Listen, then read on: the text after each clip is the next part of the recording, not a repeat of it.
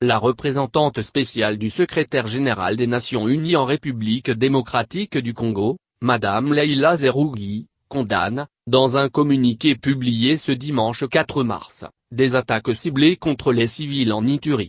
Elle demeure gravement préoccupée par les actes de violence dans le territoire de Djugu, Ituri, qui ont entraîné la mort de plusieurs dizaines de personnes depuis janvier dernier. Je condamne toute forme de violence et j'appelle les autorités à enquêter rapidement sur cette attaque et à veiller à ce que la justice soit pleinement rendue. Les auteurs de ces actes doivent être tenus pour responsables, a indiqué Madame Zerougi.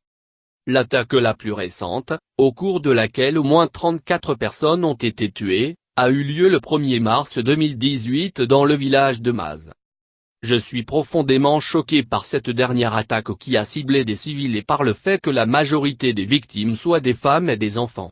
Je présente mes sincères condoléances aux familles des victimes et à tous ceux qui sont affectés par cet acte horrible, a dit la chef de la mission de l'Organisation des Nations Unies pour la stabilisation en République démocratique du Congo, MONUSCO. L'incendie d'habitation, des déplacements forcés et des actes de violence sexuelle dirigés contre des femmes ont également été rapportés ces dernières semaines dans la province de l'Ituri qui est située dans la partie nord de la République démocratique du Congo.